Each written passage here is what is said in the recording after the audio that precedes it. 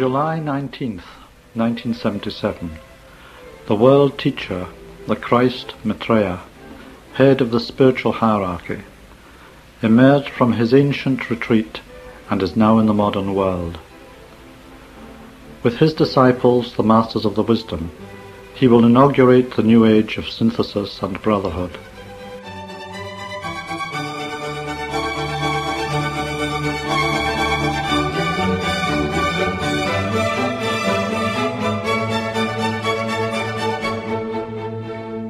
Hello and welcome to our World Teacher programme on Wellington's Access Radio 106.1 FM, presented by Teresa on behalf of Share International New Zealand. Today we'll be playing part of an interview with Benjamin Creme by Rollin Olson from back in the year 1990, covering the story of the emergence of the world teacher. Mr. Olson states that, despite many appearances, Maitreya has kept a low profile, to which Benjamin Creme replies, he works within the law governing our free will, and most people who give any kind of thought at all to the idea of a Christ returning to the world visualize him coming down on a cloud, from heaven, tremendous dramatic event, waving a rod of power, surrounded by angels blowing trumpets and so on. In fact, he said, "Sleep not, keep awake, keep alert, for I come like a thief in the night. In such an hour as you think not." And that's exactly what he has done. You're talking about the second coming. Question might be, are you a missionary, a theologian? What are you, and where is this all stemming from? None of these things. I'm not an evangelist, a missionary. I may be a man with a mission, but not a missionary. There is a difference. I am a painter, an artist, who was contacted way back in 1959 by one of the close disciples of the Christ. The Christ is really not the name of an individual.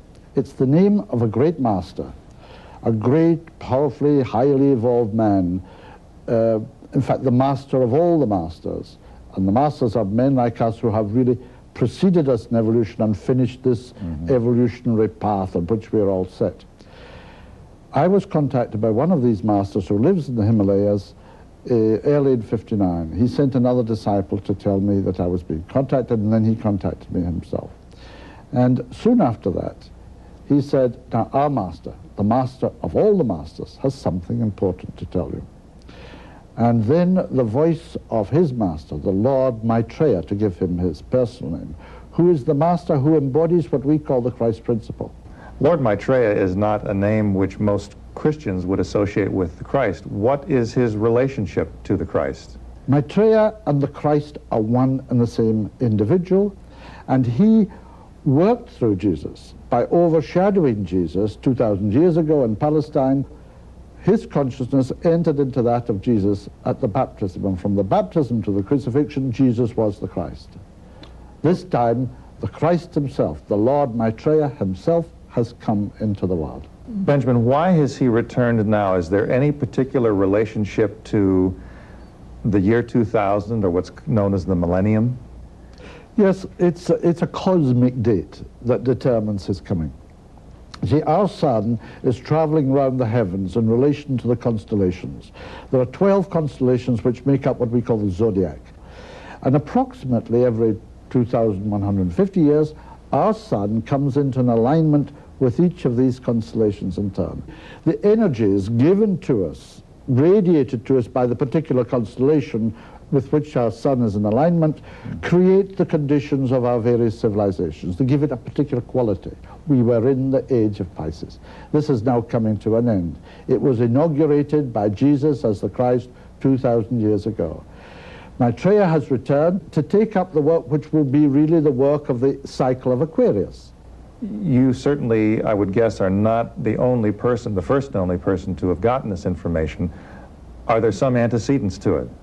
I'm a student of esotericism, and that tradition posits the whole history of the race and the reappearance not only of the Christ, but of a succession of avatars down through the ages. There has never been an age, a cosmic cycle, without such a teacher coming before humanity teaching, giving us the steps which will lead us on to a further expression of our potential, which is our potential divinity. So is this really the message of all these teachers, is to be sort of a coach for humanity in a sense? Is that their purpose teachers, for being here? Indeed. Not to erect religions, or is it? Well, religions have most times been erected around them, but they themselves never claimed to be divine. But most teachers have been made into, even the Buddha, who didn't even postulate a god. He is made into a god, worshipped by Buddhists and so on. The Christ is made into a god by his followers, and Muhammad, if not exactly a god, is nevertheless worshipped as if he were a god. And didn't Jesus say not to create idols? Indeed. All of these teachers have been idolized. They have all been put up into heaven or nirvana or someplace well out of the way, so that humanity could get on with its everyday corruption. That's what it's all about. If there is nobody actually, living among you as a living presence and a living teaching, then of course you can be as corrupt as you like. That's what humanity does. Let's go back to your story. We have this antecedent of the esoteric teachings, and you were contacted about this emergence. Did you expect it? No, not at all. You didn't expect it? Not at all. I knew about the masters, but I wasn't expecting any kind of contact. But this communication that you had first from the master and then from Lord Maitreya, how did it come to you? It's telepathic. You hear a voice inside, only it doesn't go through the Well, in the itself. beginning it was a loud voice. He has listened and listened, that voice, until it's a thin kind of murmur. But it still gets the point across. Yeah, sure. You got the message first from a master and then from Maitreya himself. And what did he say? He said, I myself am coming, and far sooner than anyone thinks possible. It will be in about 20 years. In the event it was 18 years. And he said, and you will have a role to play in my coming if you accept it. And then the master said, well, you've heard something today which has changed your view of things. The time is coming when you will be expected to act upon this and affirm his coming. He said that on 2 occasions, and then he dropped the whole subject for years and years and years, and I gradually forgot about it. Until 1972, when the master began to train me and prepare me in very precise and scientific ways for the work which I've been doing ever since, which is really preparing the way somewhat for the Christ, creating the climate of hope, of expectancy for his coming, so that he can enter our lives without infringing our free will. That's what it's all about. Because of the fact that Maitreya, the Christ, does not fit the exact mold of the traditional picture of the Christ, that some people would be a little bit skeptical and may even wonder if this is the Antichrist that you're talking about. Oh, indeed. It's a completely mistaken idea of what the Antichrist is. The Antichrist is not a man, it's an energy. It's a force. It's deliberately released to break down the old order. It was released in Roman times through the Emperor Nero to break down the Roman dispensation to prepare the way for Christendom. It was released again in our time through Hitler, with a group around him in Nazi Germany, together with a group of militarists in Japan and another group in Italy. And these 3 powers, the Axis powers, in the war with the Allies from 39 to 45, embodied the energy we call the Antichrist. It has been, it's gone, it's done its destructive work. It is behind us and has prepared the way for the coming of the Christ. What are the primary reasons he has returned? He has come to show humanity how to live together in peace as brothers and sisters of one humanity. This is easier than you imagine. It requires only the acceptance of the principle of sharing. He says we have a choice. We could go on in the ways in which we're going now, which are leading us to the edge of a precipice and destroy all life on this planet, or accept that we are brothers and sisters of one humanity under the one God, and therefore the food, the raw materials, the energy, the science, the educational facilities of the world belong to everybody and have to be shared more equitably around the world, so that you no longer have what he calls this blasphemy of millions of people literally right now starving to death in a world which is overflowing with food. Why has the Christ stayed so behind the scenes when there are millions of people starving in the world? Why doesn't he come out and solve the problem? By karmic law, he cannot simply create all the food and share it out and give it to all the starving millions. And we would say, oh, that's good. We don't need to do anything about this, you see? Clap our hands. This absolves us from our right to do it. It's our problem. But this obviously means a great change in political systems. Indeed, and of course we're witnessing that taking place right now. Yes. Talk a little bit about that. What is his role, if any? He has poured into the world a new energy, which he calls the energy of equilibrium. And this brings about harmony in the world. It acts through the law of action and reaction, which, as you know, are opposite and equal. Mm-hmm. And by its action, its harmonizing action in the world, we will create out of the present violence and tension and discord and unhappy conditions a period of peace, tranquility, mental and emotional poise, and in exact proportion to the existing disharmony, disequilibrium. Through this law of cause and effect, our negative, destructive thinking patterns, thought forms, create the extraordinary disturbance in the weather patterns all over the world. And as soon as we come into equilibrium, they too, nature itself, will come into equilibrium. So he's seeking to show the interconnectedness of everything. He said everything in creation is composed of atoms, and all of that atomic substance is interconnected. So when you, by your destructiveness, destroy the pattern, the existing cohesive pattern in one aspect of that creation, you set loose a chain of reaction which inevitably causes further destruction in other parts of that creation. For instance, the major cause of the prevalence of powerful destructive earthquakes today and all the loss of life that goes with it is our underground nuclear atomic testing. And he says every time you destroy the planet, which we're doing, our ecology is totally imbalanced at the moment. We're destroying the very oxygen-producing trees, you know, huge areas every day. He says when you do this, you're actually harming yourself. We have to learn that every harm we do to anything else is a direct harm to ourselves. In thinking about the changes that are happening in the world, people can't help but notice the corruption that is being brought to the surface and certainly being given a lot of airplay by the news media, both in the United States and in Europe as well. Does this have anything to do with the stimulus of Maitreya? This corruption is a purification process. As it rises to the surface, it can be resolved. We recognize it for what it is. And more, as people respond to the energies which he pours into the world, this takes place and people grow in awareness. They were aware of corruption before, but their awareness was of a different nature. They simply knew it happened. But now they are aware that it is wrong.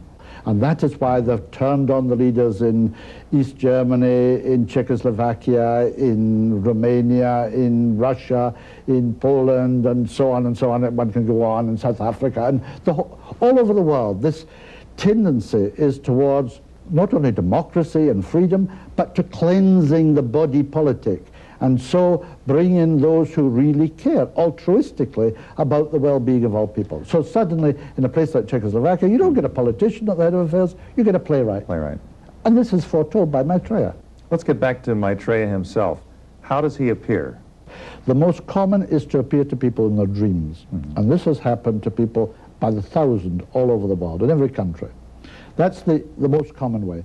The second is to appear to people as a kind of apparition. You know, they have a vision of him. It's not a dream, they're awake, but it's not solid either. It's somewhere in between. That's also very common. And then he will appear just like you, as a solid physical man, suddenly appearing in a room or a street or whatever, people in a park bench sitting there, and he'll suddenly appear beside them, looking however he may wish. He can change his appearance at will.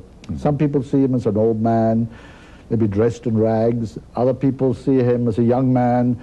Nearly always he dresses in the community in London in white Pakistani clothes with a little skull cap, crocheted skull cap on his head.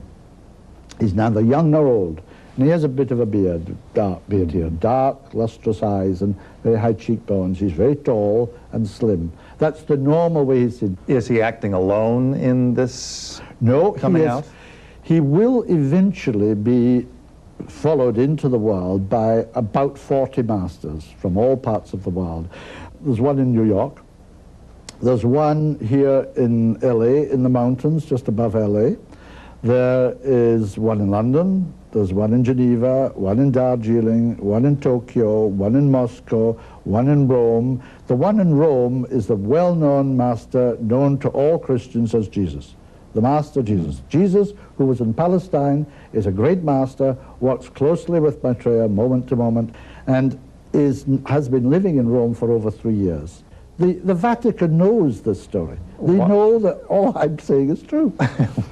Why are they keeping a lid on it? You have to ask them. Well, I'm asking you. There must be some reason that you're at least partially privy to. We all know that the Roman Catholic Church is probably the most conservative, the most cautious establishment on earth. So for the Pope to come out with this, in fact, for any representative of the Vatican to come out with this is as amazing as the coming down of the Berlin Wall. If you've just joined us, we are speaking with Benjamin Creme, who is bringing a message of the reappearance of the Christ, who is not only, he says, Christ for the Christians, but the Messiah to the Jews, the Imam Mahdi to the Muslims, and to some other Muslims, the Messiah as well, Krishna to the Hindus, and the fifth Buddha to Buddhists. Give us average folk a sense of what the mission is and what role we have to play in it, because I assume that they're not just going to wave a magic wand. Absolutely not. We have to change the world. And of course we're beginning to do that. All that we're seeing in the last couple of 3 years is an ending of the Cold War, an ending of war on a world scale itself. War now is impossible. There will not be a third world war. Impossible how? Impossible. If United States sought to launch an attack on the Soviet Union, if the Soviet Union sought to launch a missile attack on the United States, these missiles would be stopped in their tracks in 1.5 seconds. A new technology has right off the launching pad. They would not leave the launching pad. There are scientists in the Soviet Union and in the United States, and this is known to the governments in each country, who have been given the beginnings of a new technology, which Maitreya calls the technology of light. And this is known to your leaders, it is known to the Russian leaders, some of them, and this is the reason why Mr. Bush and Mr. Gorbachev are helter-skelter dismantling not only the Berlin Wall, but every obstacle to unanimity and cooperation, and of course, if the superpowers can live together in peace, then the whole of humanity can live together. What about the relationship with the so-called third world? This is something else. This has yet to be addressed. The developed world uses and wastes 83% of the resources of the world. The developing world, where the vast majority of the world's population are, have to make do with 17%. But you know what, and people don't know, they say, well, we give them aid and we give them all the help we can. Do you know what that aid amounts to? What's that? It's really a form of usury. Last year, $40 billion more came from the developing world to the developed world in repayment of loans, the interest on the loans, than went the other way in new loans. $40 billion. Isn't the whole international monetary system or systems part of the problem too? Indeed. He says the new creed of all the nations is the economy. And at the basis of this is what is called market forces. Now, market forces he calls satanic forces. They follow only greed and possessiveness. They don't answer necessity. If they answered necessity, then they would be good. But they don't answer necessity. The necessity, for instance, of the third world, who are also dominated by market forces, but market forces manipulated by the developed world. Greed and possessiveness is the result of conditioning. It's the result, he says, of people not knowing who they are. And what are we really? He says, really, the only thing that matters, he says, is the self. how does a person become aware of the self? How do you get to know the self and what it is? It grows through honesty of mind, sincerity of spirit, and detachment. People think one thing, say another, and do something entirely different. That's dishonesty of mind. Do what you think, be what you think, be who you are, and don't follow other people, don't imitate. What do you mean by sincerity of spirit? It is to be sincere to what you actually believe, what you actually experience moment to moment in life, and to be your own man, in a word, or woman. And detachment is the process whereby you become more and more detached from the illusion that you are the body, that you are this set of emotions, that you are the mind, the constructions of the mind are you. You say, I say to you, what are you? I say, oh, I'm a communist. I've been a member of the party for 25 years. You're not a communist. There's no such thing as a communist. There are only people who believe in this mental concept, which we call republicanism or capitalism or communism or whatever. He says these isms are drugs. He said, get away from these isms and be who you are, the divine self. He says you can become aware sometimes that there is something behind you, around you, that you're not alone, that you're involved in some living presence. That is the self. That is the Almighty. What has yet to happen before most of the world, or if not all the world, sees Maitreya? He has predicted a world stock market crash, which he said will begin in Japan, and it's already beginning in Japan. And he says this will bring humanity to its senses. It will bring a whole new set of priorities to bear. All governments eventually will have to subscribe to it. The first is the provision of adequate, right food for all the people. Two, the provision of adequate housing and shelter for all the people. Three, the provision of adequate health care and education as a universal right. What about people who don't get the message or who don't choose to accept it? Is anything going to happen to them? Well, they don't go along with it? They'll be left behind, that's all. Nothing terrible is going to happen to them, except that they will step back from the progression of humanity and slow up their own evolution, that's all. Then they'll die eventually and come back again under the law of reincarnation or the law of rebirth and start maybe this time under better conditions and a better education, and will find themselves perfectly easy to fit into the thing again. There are some people who, in hearing about the return of the Christ, or reappearance as you call it, the second coming, say that prophecy says we're going to see some signals of this outwardly. His coming doesn't depend on the signs, but the signs are there for the faithful to kindle the imagination and the intuition that maybe indeed this is the time for the coming of the Christ. So, for instance, all over the world there are manifestations of the Madonna. At Medjugorje, in Italy, in this country, and many other parts of the world. These are created as thought forms, visions, by the Master who was the Madonna. The mother of Jesus 2,000 years ago is now a great master. These are created by that master. In this country here, right now, in El Monte, there has appeared over the last year or so some 20 or more crosses in windows, suddenly appearing that were not there before. These crosses emanate energy. People are converted. They have physical and emotional and mental healings as a result. And that's just another of the signs. But if you look at what's happening on the political field in the world, the demand for freedom and democracy, which is sweeping the world, not only in East Germany and the Eastern Bloc, but across the world. Even the states of America, he says, will demand their own independence. Not to break away from the Union, but to be independent within the Union. And this has already started. Places like Vermont are asking for their independence. I was in Dallas just a few days ago, and there's even a part of Dallas which wants independence from Dallas.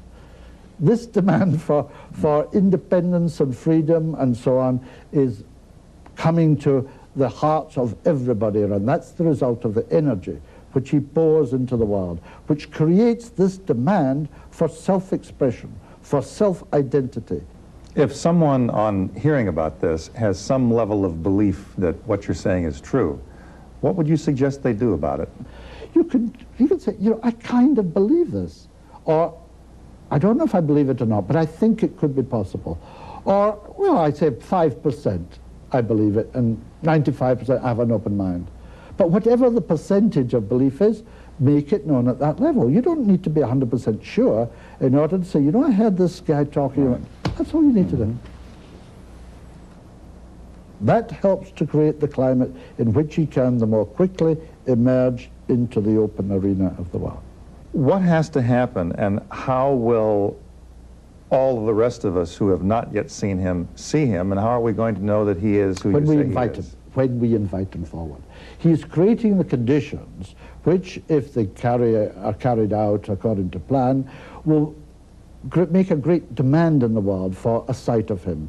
And when this demand is loud enough, the media responding enough, he will hold a great press conference within the media to which he will present his credentials and expects then to be invited to speak to the whole world, now avowedly as the world teacher. That will be the day of declaration. That will be an extraordinary day. The television networks of the world will be linked together by satellite, which are there for this purpose. All eyes will see him, as it says in the Bible. For the only way in which it is possible for that Bible prophecy to be fulfilled, all eyes will see him, wherever you have television. But he won't actually speak. He would say a word, but his thoughts, ideas, his call to humanity for justice, for sharing, for brotherhood, and therefore for peace, will take place silently, telepathically, and each of us will hear him inwardly in our own language. At the same time, his energy, the Christ principle, the Christ consciousness, the second aspect of the divinity, will flow through the hearts of all humanity. He said it will be as if I embrace mankind. And he said people will feel it even physically. And this will bring about an intuitive, heartfelt response to the message. And at the same time, on the outer physical plane, there will be hundreds of thousands of spontaneous miracle cures all over the planet. And in these three ways, you will know that that one is the world teacher. And that concludes our programme today. Our next one will be on Saturday the 18th of January at the usual time of 10 a.m. If you wish to know more about the world teacher Maitreya, please visit the website share-international.org.